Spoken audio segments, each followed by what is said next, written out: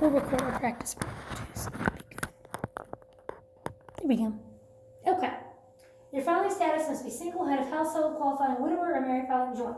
If you're married, you must file a joint return unless you qualify to be considered unmarried. Who do you file a return? You and who will be the joint return?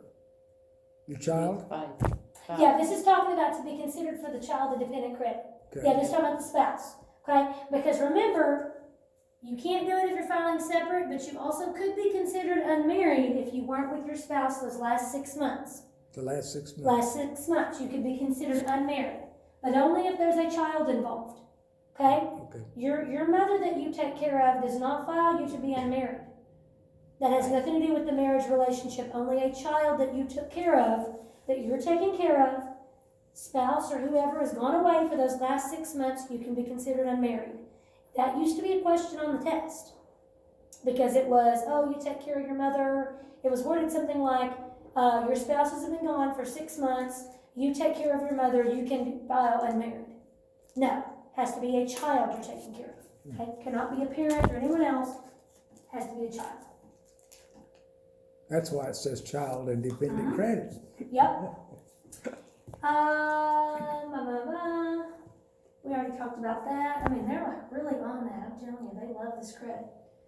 I'm just like, come on, let's go somewhere else. Okay, this is what's important. Amount of work-related expenses eligible. So it's a set dollar amount that makes it, that's the max that's eligible. Okay? We already know all this. $3,000 for one person, $6,000 for two. That's the highest you're eligible for a child care credit or dependent you're taking care of, for taking care of them to pay someone, a facility, what have you, for this specific credit. Now, the caveat is there could be some care that could roll over to like an itemized if you're doing medical or something. So if they're disabled, you might could also claim something over there possibly. But for this specific credit, $3,000 for one, $6,000 for two. So we probably have two if we have 2 kids in daycare, right? Right. So $6,000 doesn't get you a pot to put beans in daycare. I had somebody last year pay like $12,000 for 2 babies in daycare for the year because she worked all year. Okay, so that's her maximum. Do you think they're going to get that? No. That's like the maximum, and then it's percentages based on your income. Okay, we will go over some of that. The middle one, I don't know if we've had that. Your earned income, or if you are married, filing jointly, the smaller of your... Yes, so that's talking about the smaller of your earned income. So basically, if you don't earn more than this, they're going to cap it. So you have to be actively working, or it's not worth your time. Does that make sense? Okay. Because they put that rule in there to basically almost say, well, you can't just be working. You can be really working to get your maximum credit. Okay? Okay? Okay. And for joint, and then there is also here in a second, there is a limit they give you. It's right here. Income for a non-working spouse. Okay? So this is what's considered your non-working spouse or disabled income. Okay? Now that 250 does not say each month, but is it each month for that too? I think this is for the year. For the year. And we'll look at this credit later on. It's not on our practice today, and it's not on your homework. Okay. Because some of these are new rules. So we will look at this credit closer and figuring it. Because I want you guys to know how to figure it. It's just not on your homework. Right. Not on your homework and not on the practice today, so I want to focus on it. But Okay. it's on the 2441. So we will do some of these. We just aren't doing it yet. But I want to talk about it so it's kind of in your noggin. If you look here, it shows you everything on the form. You don't even have to have the separate instructions. If you go line by line, it'll tell you. So this form's good for your test because it tells you everything inside the form to calculate it. If you look here, for example, line 7, this is like your income, okay? Say you made over $43,000, you only get 20% back of what you paid for the year. The less you make, the more you get back. Correct. So if I was in this 40,000, above 40,000, 43,000, and we were married, filing joint, and I'm only going to get 20% back, what's my cap again for one kiddo? 3,000. 3,000. What's 10% of 40,000? 4,000. 4,000. So what's 20%? About 8. Right, around about 8. So the maximum, you could get the maximum possibly about 3,000, but you may have paid 7 or 8, 9,000 for that kiddo for the year. But you can only get the maximum of 3,000. Okay, so they're giving you something. But now the caveat is, okay, that's great. You're going to give me, say you end up giving me the, so you end up giving me, let me see.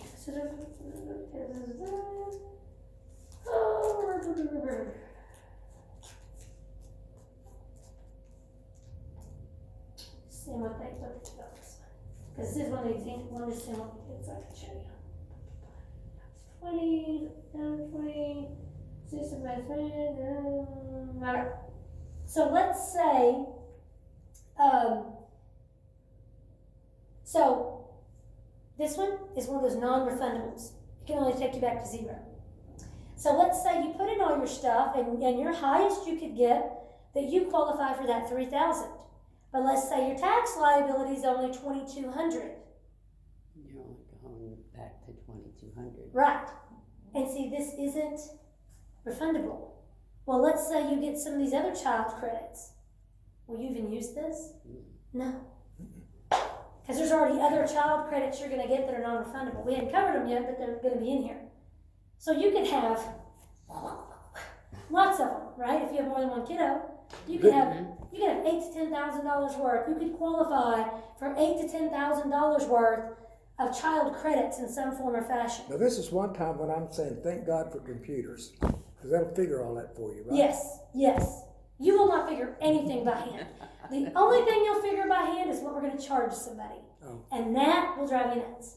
And I say that, I mean, that's another one of those knowledge things. That's one of mine for this year, knowledge, is to teach myself better the pricing curve that we've used in the past few years.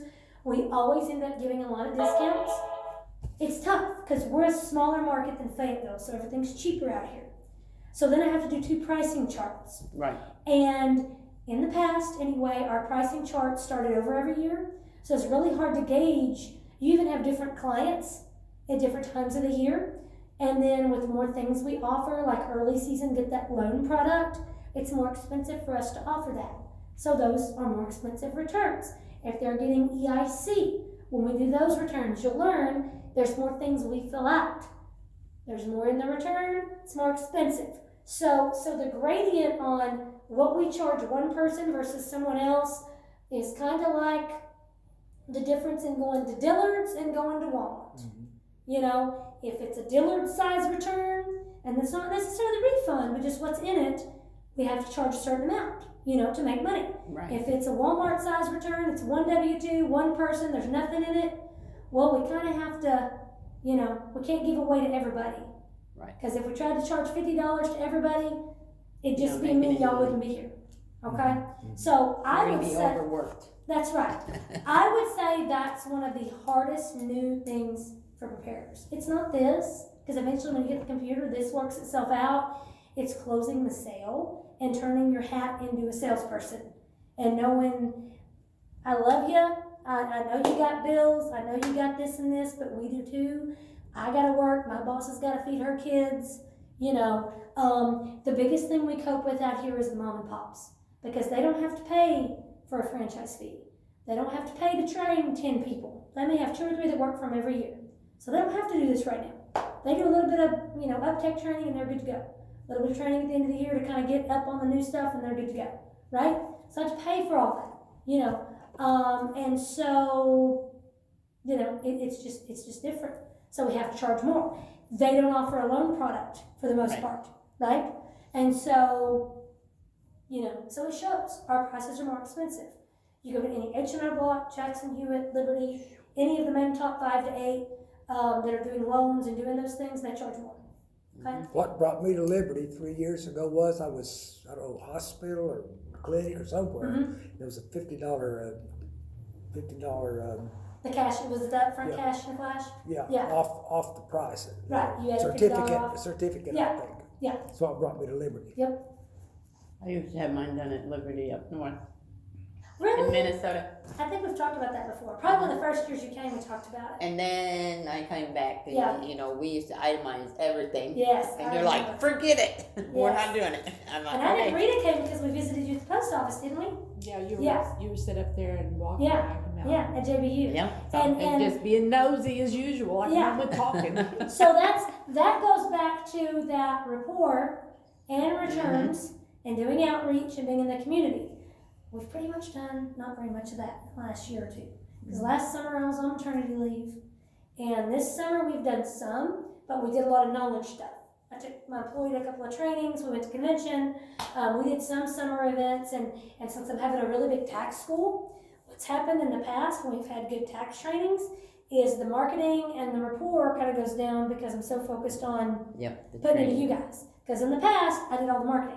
So I'm trying to be like, okay, I've got to start looking at what we're doing, you know, because in the past, we had a pretty big marketing scale. I mean, we would do events at JBU. I mean, I would be out there probably once a month, if not once every other month, doing something. And the downhill slide occurred when, was it Chris Confer? Do you remember him? Mm-hmm. Yeah, I love Chris. He left. Yeah. So in the same year, a couple of years ago, a lot of my local community contacts left. And it kills, when you took me a few years to build up those relationships and that rapport, and then you got to start all over. And so I just never built it back up with the new team. Then they started like charging for us we could come once, and then after that we have to pay to come, and Yeah, they got really, yeah. it just been, which that doesn't bother me at all. But when you're on a limited budget, It's got harder right, to even get in. to do things. Yeah. Like, there's less community stuff there. Right. Than there's Right. And everywhere. it's tough. I mean, I have people tell us no all the time. We'll try to go do like cheaper things, and they'll say, well, if I let you come help, I'd have to let everybody. And I'm like, well, is everybody asking? Mm-hmm. I mean, everybody's not asking. You know. One time a few years ago, we wanted to go give out cookies. It was a voting year. It was a big voting year back. I don't remember what year it was. It was 13, 14, somewhere in there. 12 or 13, somewhere in there. I just took over the offices, and we were going to go give cookies to just donate them to all the voting places for the workers, the poll workers. And almost all of them said we could come because it was at nonprofits anyway. So it's up to them. It was churches, and we had a couple of them tell us no, you can't come because if other businesses see that one business is out here, they're all going to come. They're all going to come. They're not out doing this in the cold. And Exactly. come out They're here. staying where it's warm Yeah, when have they're any of them smarter. asked in the past? No, they're not coming. You know, because I handed out coupons to people waiting in line. We took out cookies to the poll workers. I mean, I made a whole day of it. I hit up all their stops. And so it's the little things like that, you know, you remembered us from, and I think you probably had a free coupon. I did. Yeah. She's like, I did have one. I get it every coupon. And I told you this. You know, I got a big bunch of stuff. Are you sure? She said, yeah, I'm sure. Yeah, I said, okay, bring it on. And so that's a big thing. I mean, I'm hoping to get some of that done if I can find 2 seconds to sit and be like, okay, I gotta put my marketing hat on. You need something to fill your time up anyway. I know. so- I That's gotta find right. something You don't else have to do. enough to do. I know. But yeah, so it's the 2441. I will get you. We will do 1 or 2 of these in more practice. You just don't have it tonight. But I wanted you to see that credit. Oh, there it is. There's Schedule 3. Okay, so it's super tiny. There's not much there. So literally Schedule 3. Okay, we have a foreign tax credit, which you guys may never see. You've got credit for child and dependent care. Oh. You've got education credits, retirement savings. That's a big one that the system usually does automatically. This one here, I didn't point it out to the other group. It's not in this chapter, but retirement savings, that credit generates directly from the W-2 most of the time. So when you're putting in the W-2, you know those codes at the bottom that I said, be sure all those small boxes, you get all those in there. This credit comes from when they pull out for retirement. Okay? It's based on income now. So you'll notice it, and then after you start noticing it, you'll notice when it's not there for somebody, and you'll be like, why is that not there? Happened to me one time. I'm like, why aren't they getting this credit? And it was their income. So this retirement here, this specific one, is based on income. Okay? So you will see it in this office. There's that energy credit I was talking about that people don't use very often. Anyway, so that's just some of the main ones, but that is the Schedule 3. Like I said, why they took out 6 lines or 7 lines and just made it a whole schedule, I don't know. The only thing I can say is for them, if they're flipping through it, they could pull it out. Instead of us, we like to go down because we're learning it top to bottom. They already know it, so they want to see it on a page by itself. Right. If they have to pull it out. They can do it because a human being doesn't figure it all out. Right. So that's it. Okay, something else important about the dependent care is some employers now, and you've probably seen this, you know, you can do like a health saving, you can do all these different accounts that you take out pre-tax and do all this crazy stuff. One of them is for daycare.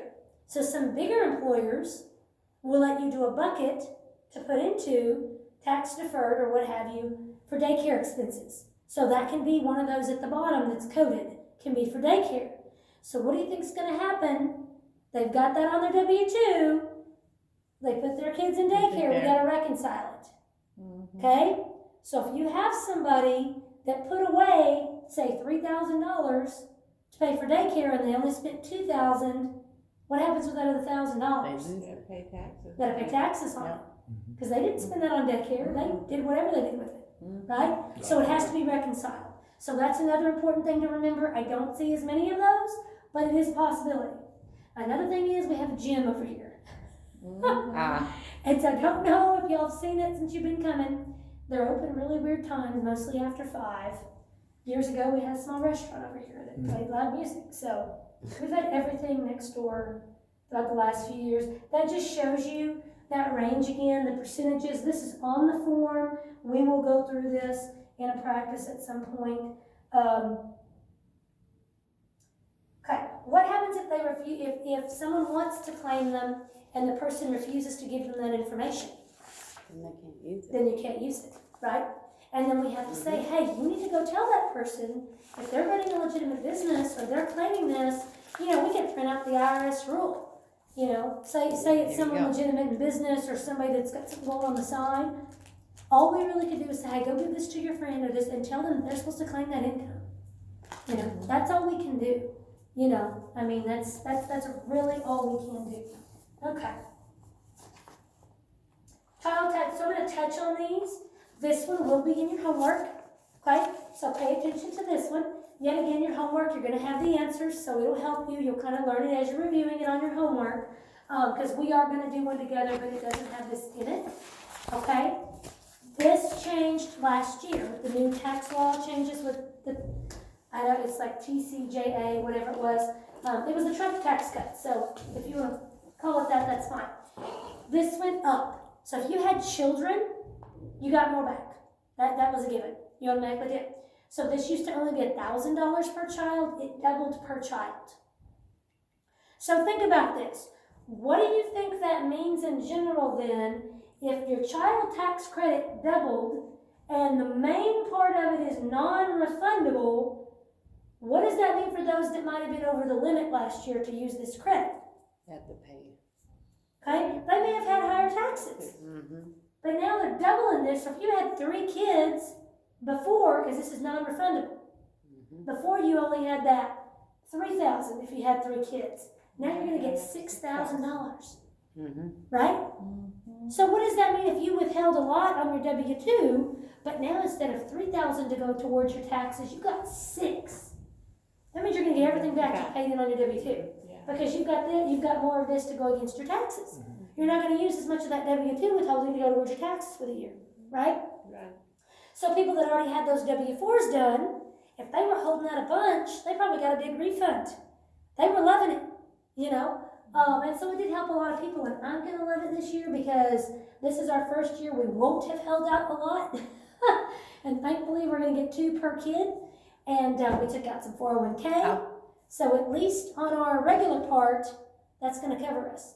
They get tax credit up to how many kids? I know they changed that. I'll have to double check because I don't even think it says in here. Because child tax credit is different than EIC. EIC is only 3. It's only 3 for EIC. But I I'll have to double check child tax credit, how many you can do. Used to, if the state was responsible for taking care of the kids in some way, you could have 12. That was the limit. Yeah. So, and the thing is, yet again, there is a refundable portion as well. So if you max out here and you have some left, they will let you use a percentage of it as refundable. It's all in your note, it's all in your take-home stuff. I couldn't even start to tell you the formula. But the maximum even on there, on the refundable side, is like $1,500 or $1,700 per kid. It's a lot of money. I will tell you this, our personal return, we held out the least amount last year we've ever held out, and we still got a big refund because of this right here. Right. We are able right now to take out of our 401k, even though we're gonna have a little bit of penalty. But because of this right here, our tax side of it will be okay because of this, because of our children. So that's why my husband left his job, and We should have had more kids. you know, I know, right? But, No but thanks, that's I'll an, just pay but the you know, taxes. that's an That's example me where, too. because we had children, we are able right now to use that tax credit to our advantage and maybe create some wealth eventually. Before, we might not have been able to be like, oh yeah, we'll just take out of our 401k, and well, I mean, now we've got kids, and that's a good chunk of, that'll cover a lot of our taxes on that. Right. So what we pull out on taxes on the 401k will go to the penalty. So we won't just be totally owing the IRS every dime we have come April, hopefully. So that's our goal. Also with that, what we're gonna do with some of it is pay off some credit cards because we have this. So even though we're gonna be taxed a little bit on that, that's a free credit. I'm not paying Exactly. $2,000. I'm not paying it. So why not use it? You know, there's nothing, we also hear people come in that there's certain disability credits and other things, and I'm like, don't be ashamed that you're using a credit that's out there for you to use. Don't feel bad. Somebody's gonna use it if you don't use it. You know, so don't feel bad. Almost time to restart. Let's wait an hour. Go away. Don't want to restart. Okay. So all these credits, guys, will be, like I said, in your homework. You'll have 2 credits. You'll have child tax credit and additional, but all the information is there when you go to do your homework. You won't have to think about this is as far as we got with the other group. So we are going to stop and we are going to look at your classwork really quickly.